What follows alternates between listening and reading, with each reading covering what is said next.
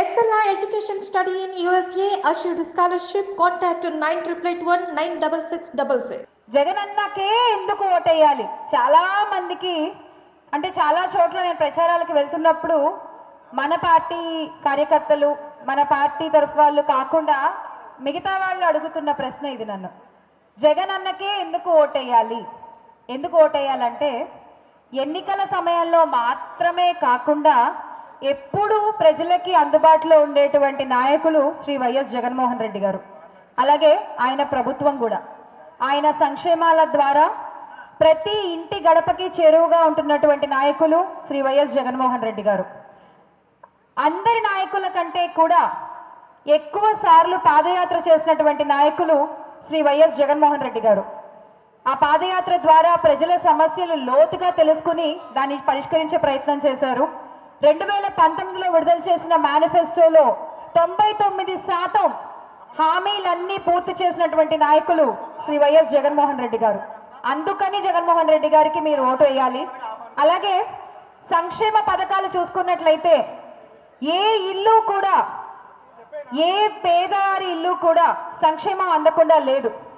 అలాగే అన్ఎంప్లాయ్మెంట్ అంటూ కొంతమంది మాట్లాడుతున్నారు. దీని గురించి ఖచ్చితంగా చెప్పాలండి. మనం ఇక్కడ చాలా మంది యూత్ కూడా ఉన్నారు. ఎందుకంటే ఒకేసారి అద్భుతాలు జరగవు కదా నాన్న. ఒక్క రాత్రిలో మనకి మ్యాజిక్లు ఏం జరిగిపోవు కదా. మనకేమైనా ఇప్పుడు హైదరాబాద్లో ఉమ్మడి రాష్ట్రంగా ఉన్నప్పుడు హైదరాబాద్ ఉంది కాబట్టి ఎస్ ఎంప్లాయ్మెంట్ బాగుంది, అవకాశాలు బాగున్నాయి, అన్నీ బాగున్నాయి. కానీ ఎప్పుడైతే మనం తెలంగాణ ఆంధ్ర స్టేట్ విడిపోయాయో అప్పుడు మనకి హైదరాబాద్ లేదు కాబట్టి మళ్ళీ అంతటి యొక్క డెవలప్మెంట్ ఇక్కడ జరగాలంటే ఖచ్చితంగా టైం పడుతుంది. పైగా మొదటి 5 సంవత్సరాలు ఉన్న వాళ్ళు ఎంత బాగా చేశారో మనందరికీ తెలుసు. తర్వాత ఉన్న కాలంలో 2.5 సంవత్సరాలు మనకి పాండమిక్ ద్వారానే అయిపోయింది. ఇంకా మిగిలిన టైంలో ఎంత చేయాలో అంతా చేశారు వైఎస్ జగన్మోహన్ రెడ్డి గారు. కొంచెం సమయం ఇస్తే, ఇంకొకసారి ఆయనకు అవకాశం ఇస్తే ఈసారి ఖచ్చితంగా ఎక్కువ శాతం యువత కోసం ఆయన చాలా పరిశ్రమలు ఇక్కడికి తీసుకురావడం జరిగింది. ఇప్పటికే మన ఆంధ్రాలో చాలా పరిశ్రమలు పెట్టుబడులు పెడుతున్నారు. చాలా కంపెనీస్ రాబోతున్నాయి. పోర్ట్లు చాలా కడుతున్నారు. మెడికల్ కాలేజ్లు చాలా కట్టారు. 17 మెడికల్ కాలేజ్ ఎవరండి కట్టింది? 17 మెడికల్ కాలేజ్లు ఇక్కడ ఉన్న చాలా మంది విద్యావేత్తలు కూడా ఉన్నారు. వాళ్ళందరికీ ఇప్పటికి తెలిసే ఉంటుంది. అన్ని రకాలుగా కూడా పేదవారి దగ్గర నుంచి చదువుకునే పిల్లల దగ్గర నుంచి యువతకి అలాగే వృద్ధుల వరకు కూడా అందరినీ సమానంగా చూసుకుంటూ కులాలు కాదు, మతాలు కాదు, పేద ధనికులు కాదు, ఇలా ఏమీ లేకుండా సంక్షేమ పరిపాలన చేసేటువంటి ప్రభుత్వం ఒక్క వైఎస్ జగన్మోహన్ రెడ్డి గారి ప్రభుత్వం మాత్రమే. సో మరి ఈసారి ఫ్యాన్ గుర్తుకి ఓటేసి మరొక్కసారి మన ప్రియతమ నాయకులు శ్రీ వైఎస్ జగన్మోహన్ రెడ్డి గారిని ముఖ్యమంత్రి చేయడానికి సిద్ధమా? మేఘ సందేశం ద్వారానే వారిని అభ్యర్థిత్వాన్ని ఆశించాను. వైసీపీ సెంట్రల్ ఆఫీస్ టీంని అడగండి, ఈ అంబటి మురళీకృష్ణ మొక్క ఏనాడన్నా కనిపించిందేమని. కానీ అభ్యర్థిత్వాన్ని వారు ప్రకటించి 3 వారాల తర్వాత నాకు అపాయింట్మెంట్ ఇచ్చారు. ఇంతకంటే ఉన్నతంగా గౌరవంగా అభ్యర్థిత్వం నాకు దక్కడం ఎంతో సంతోషాన్ని ఇచ్చింది. ఇప్పుడు నా ప్రయత్నం ఒకటే, ఈ పొన్నూరు నియోజకవర్గంలో గెలవాలని. రాజకీయాలు నేను పెద్ద మాట్లాడదలుచుకోలేదు. కానీ అమెరికాలో లాగా అభ్యర్థులిద్దరికీ డిబేట్ పెడితే పాల్గొనాలనే ఆశ నాకుంది. అది ఈ దేశంలో తీరదు కనుక అవతల అభ్యర్థుల గురించి 4 మాటలు చెప్పక తప్పదు. 25 సంవత్సరాలు శాసనసభ్యుడిగా ఉన్నటువంటి వ్యక్తి ఈ నియోజకవర్గంలో అభివృద్ధి నాకు 60 గ్రామాల్లో తిరిగాని ఎక్కడ కనిపించలేదు. గత 5 సంవత్సరాల్లో రోసయ్య గారి హయాంలోనే అభివృద్ధి నాకు కళ్ళకు కట్టినట్టు కనిపించింది. ఇది 100కి 100 నిజం. అంతేకాదు, నేను నామినేషన్ వేసిన విధానం మీకు తెలిసే ఉంటుంది. పేద ప్రజానీకాన్ని నంబూరు గ్రామం నుంచి వెంటబెట్టుకుని పొన్నూరు వెళ్ళడానికి ఉదయం 8 గంటలకు బయలుదేరితే సాయంత్రం 4:30 పొన్నూరు చేరి నామినేషన్లు వేయలేకపోయాను. ఎక్కడ చూసినా సంబరాలు, కోరి తిరణాళ్ళు, గ్రామాన పేద ప్రజానీకం. అంటే జగనన్న సంక్షేమంతో పెరిగినటువంటి ప్రజానీకం భావోద్వేగంతో గ్రామాల నుంచి రోడ్డు మీదకి వేస్తే అలా తిరునాళ్ళు పండుగలు అవుతాయని నాకు అనిపించింది. చింతలపూడి నుంచి మరో వ్యక్తి కిలోమీటర్ ర్యాలీ చేసి నామినేషన్ వేశాడు. మీకు ఒక్కటే ఉన్నతంగా ఆలోచించండి. నామినేషన్ వేసిన తర్వాత ఆ వ్యక్తి నియోజకవర్గంలో ఎక్కడా కనిపించడం లేదు, ఏ గ్రామం వెళ్ళడం లేదు, ఎక్కడా బహిరంగ సభలో ప్రసంగించడం లేదు. ఎందుకంటే నా నామినేషన్ చూసిన తర్వాత వారి గుండె జారిపోయింది. భారీ మెజారిటీతో వైఎస్ఆర్ కాంగ్రెస్ పార్టీ గెలవబోతుందని వారు తెలుసుకున్నారు. అంతేకాదు మరొక రహస్యాన్ని తెలుసుకున్నాను. వారు ఈ మధ్య మాస్క్ పెట్టుకుని ఇంటికి పరిమితం అయిపోయారు. ఏంటి ఏమన్నా కోవిడ్ వస్తుందేమని నేను కూడా పాత మాస్కులు తీసి ఉతుకుదామనే ప్రయత్నం చేసి బయట చూస్తే ఎవరు పెట్టుకోవడంలా, అమ్మో నేను ఫూల్ అవుతానేమని మానేశాను. అయితే వారు ఎందుకు మాస్క్ పెట్టుకు తిరుగుతున్నారనే విషయాన్ని నాకు వేగుల ద్వారా తెలిసింది. వారి ఎన్నికల అఫిడవిట్లో 16 క్రిమినల్ కేసులు ఉన్నాయట. అది తేట తెల్లమైంది. ఆ కేసుల్లో వారు బెయిల్ మీద ఉన్నారు. ఏ క్షణాన్నైనా వారిని అరెస్ట్ చేయొచ్చు. అందుకని అలీబాబా 40 దొంగల్లో ఎన్టీ రామారావు లాగా మారువేషంలో మాస్క్ కట్టుకు తిరుగుతున్నాడు ఆ వ్యక్తి. ప్రజల్లోకి రావడం లేదు, కాడి పారేశాడు, జెండా వదిలేయబోతున్నాడు. ఈ నియోజకవర్గంలో పుంజు పారిపోయింది, ఒక పుంజు. ఈ పుంజుకు పోటీ లేదు. ఈ నియోజకవర్గంలో వైఎస్ఆర్ కాంగ్రెస్ పార్టీ బావుట 13వ తారీఖు వెలుగొందబోతుందని మీకు తెలియజేయడానికి నేనేమాత్రం సందేహించడం లేదు. ఇన్ని గ్రామాలలో నేను ఇన్ని కార్యక్రమాలు చేశానే. మీకు సంఘం డైరీ ఉంది, కోఆపరేటివ్ సొసైటీ ప్రైవేట్ లిమిటెడ్గా మారుతుందా?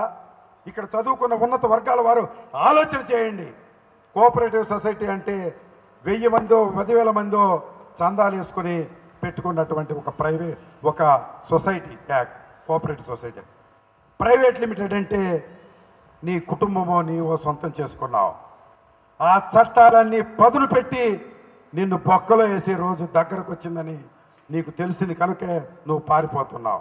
అంతేకాదు దానికి అనుసంధానంగా డివిసి హాస్పిటల్ నీ తండ్రి పేరు మీద 14 ఎకరాలు ధూళిపాళ్ల వీరయ్య చౌదరి ట్రస్ట్కి ట్రాన్స్ఫర్ చేసి ఒక కార్పొరేట్ ఆసుపత్రి కట్టావు. బైలాలో ఏం రాసుకున్నావో తెలుసా? అక్కడ పాడి రైతులకు ఆరోగ్యం బాగోకపోతే ఫ్రీగా సర్వీస్ చేస్తానని బైలాలో రాసుకుని నువ్వు గుంటూరులో ఉన్న రమేష్ హాస్పిటల్, హైదరాబాద్లో ఉన్న అపోలో హాస్పిటల్ స్థాయిలో లక్షల బిల్లులు వసూలు చేస్తున్నావు. అది వసూలు చేసింది కాక మళ్ళా పాడి రైతుని నమోదు చేసి సంఘం డైరీ నుంచి 50% రీయింబర్స్మెంట్ చేస్తున్నావు. నీ వ్యక్తిత్వానికి ఇది నిదర్శనం కాదా అని అడుగుతున్నా. ఈ పొన్నూరు నియోజకవర్గం నుంచి రాగి పైసా కూడా తీసుకెళ్ళని నా కన్న తల్లి మీద కొట్టేసి 60 గ్రామాల్లో చెప్పాను. 61వ గ్రామం ఈ ఏరెంట్రీ పార్క్లో కూడా అదే విషయం చెప్పాలనుకుంటున్నాను.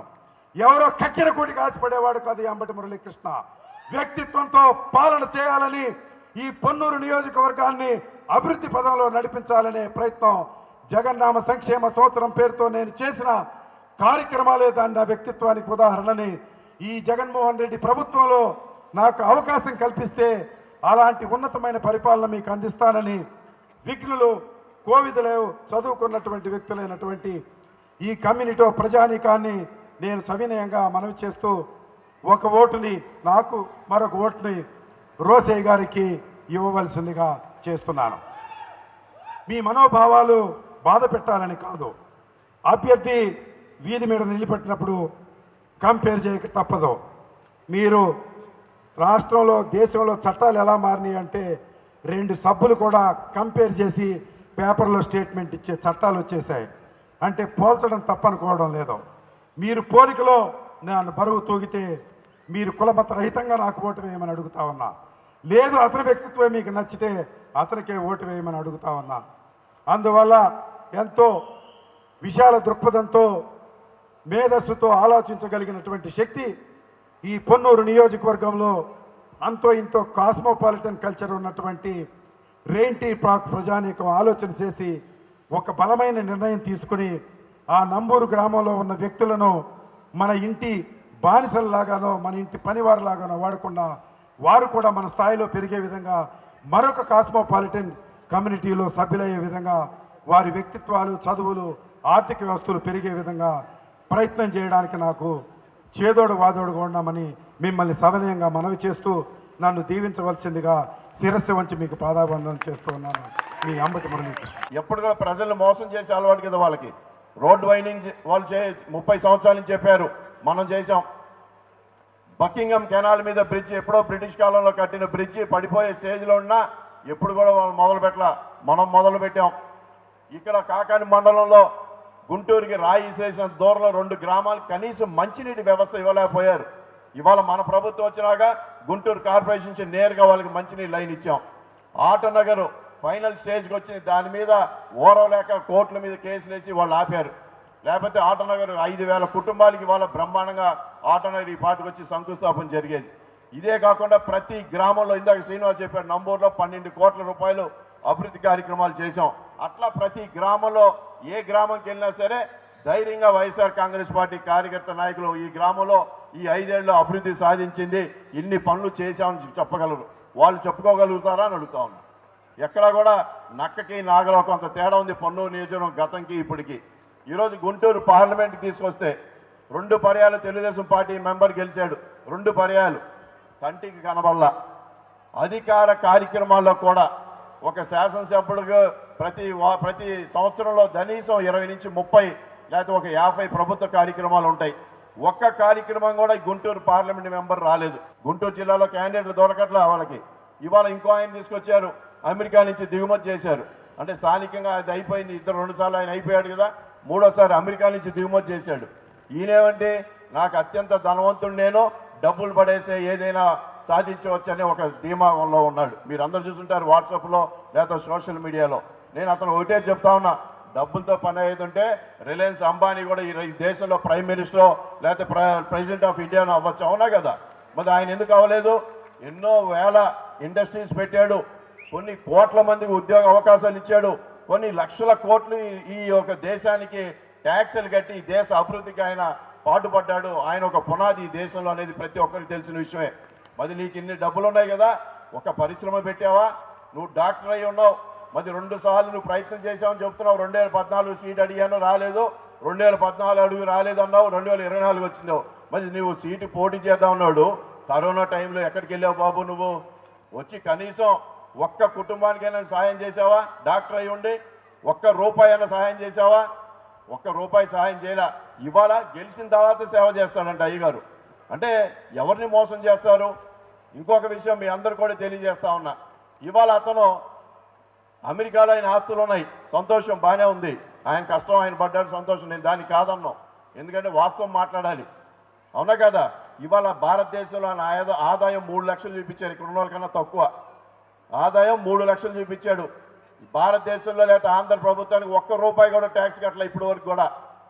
నేనున్న 30 సంవత్సరాల నుంచి వ్యాపారం చేశాను, కొన్ని కోట్ల రూపాయలు నేను ట్యాక్స్ కట్టాను, ప్రాపర్టీ ట్యాక్స్ కానీ, ఇన్కమ్ ట్యాక్స్ కానీ, జిఎస్టీ కానీ. మరి ఆయన ₹1 కట్టల. నా డబ్బులు ఎంతో కొంత ఈ సమాజానికి ఉపయోగపడిన ట్యాక్స్ ద్వారా. మరి నువ్వేం చేసావయ్యా బాబు? ఇవాళ వచ్చి ఘనకార్యంగా మాట్లాడుతూ ఉన్నావు అని అడుగుతా ఉన్నా. నీకు నాకు ఏం తేడా? నేను నా రూపాయి సమాజానికి ఉపయోగపడింది. నేను ఎంతోమంది స్టూడెంట్స్, పూర్ స్టూడెంట్స్ని స్కాలర్షిప్స్ చదివించాను కొన్ని 15 సంవత్సరాల దాకా. ప్రతి సంవత్సరం 15 లక్షల రూపాయలు ఖర్చు పెడతా. మరి నేను ఎంతో కొంత సేవా కార్యక్రమాలు చేశా, పొన్నూరు నియోజకవర్గాలు అభివృద్ధి చేశా, గుంటూరు మిర్చి యార్డ్లో మరి ఆ సంఘం ప్రెసిడెంట్గా ఆ వ్యాపారాన్ని డెవలప్ చేసే దాంట్లో మరి కృషి చేశా. నాకు అనేది ఒక రికార్డు ఉంది. నీకేం రికార్డు ఉంది? అత్యంత సంపన్నుడు ఒక రికార్డు తప్ప ప్రజలకు నువ్వేం చేసావని అడుగుతా ఉన్నా. ఇవాళ మా కుటుంబానికి ఒక బేస్ ఉంది ఈ నియోజకవర్గంలో. మా మామగారు ఉమారెడ్డి వెంకటేశ్వర గారు ఈ ప్రాంతంలో ఏదైతే అంతకుముందు తెనాలి పార్లమెంటుగా ఉందో మరి మంగళగిరి పట్టణంలో మంచినీటి వ్యవసాయం తీసుకొచ్చాడు. లక్ష్మీనరసింహస్వామి గుడికి ఘాట్ రోడ్ ఆయన వేశాడు, పెద్దవాళ్ళపూడి ఫ్లైఓవర్ ఆయనే కట్టాడు, తెనాలి మున్సిపాలిటీలో మొత్తం డెవలప్మెంట్ ఆయన చేశాడు. మరి రేపెల్ల అవనిగడ్డ బ్రిడ్జ్, పులిగడ్డ వారధి ఆయన కట్టాడు, అరవింద వారధి ఆయన కట్టాడు, క్యాజువల్ ఆయన కట్టాడు. ఆయన హయాంలో అంత జరిగిన అభివృద్ధి ఈ కోస్టల్ ఆంధ్రాలో ఏ ఒక ఎంపీ కూడా చేసి ఉండడు. అది మాకు ఒక ట్రాక్ రికార్డు ఉంది, గుంటూరులో పుట్టి పెరిగా లోకల్ నేను. నువ్వు ఎక్కడి నుంచి వచ్చావు? ఇవాళ ఎన్ని మాట్లాడుతున్నావు? యావత్తు నువ్వు 2 నెలల క్రితం వచ్చి జగన్మోహన్ రెడ్డి గారి గురించి మాట్లాడతావా? నేను ముందు మా మిర్చి దెబ్బ చూసుకో, నువ్వు తర్వాత నీకు మిగతా కనపడింది. నేను ఒకటే చెప్తున్నా, మీ అందరు కూడా ధైర్యంగా చెప్తా ఉన్నా, రేపు గెలవబోయేది మనమే. గుంటూరు మిర్చే గెలవబోతా ఉంది, దాంట్లో ఎటువంటి సందేహం లేదు. ఇవాళ ఎన్ని ఎగిరేసి పడినా డబ్బులతో ఎంతమంది కొనుగోలని చేసుకో, నీ డబ్బులు వేస్ట్ అవుతాయే తప్ప ఇక్కడ గుంటూరు ప్రజలు, పార్లమెంట్ ప్రజలు ఎవరు కూడా నిన్ను నమ్మే పరిస్థితిలో లేరని చెప్పి ఈ సందర్భంగా తెలియజేస్తాను. ఎందుకంటే డబ్బులు ఇచ్చేసి వాళ్ళు చాలా మంది కొనుగోలు చేస్తా ఉన్నాడు. కొనుగోలు చేసే వాళ్ళు ఎవరిని? ప్రజల్లో లేని మనుషుల్ని, ప్రజల్లో ఎక్కడ కూడా సపోర్ట్ లేని మనుషుల్ని. ఇవాళ సపోర్ట్ ఏదైనా ఉందా అంటే వైఎస్ఆర్ కాంగ్రెస్ పార్టీ నాయకులకి, కార్యకర్తలు అందరికీ ఇవాళ స్థానికంగా ప్రతి ఒక్కరికి లబ్ధి పొందిన ప్రతి కుటుంబానికి వైఎస్ఆర్ కాంగ్రెస్ పార్టీ జగన్మోహన్ రెడ్డి గారు మద్దతుగా ఉన్నారని చెప్పి ఈ సందర్భంగా తెలియజేసుకుంటూ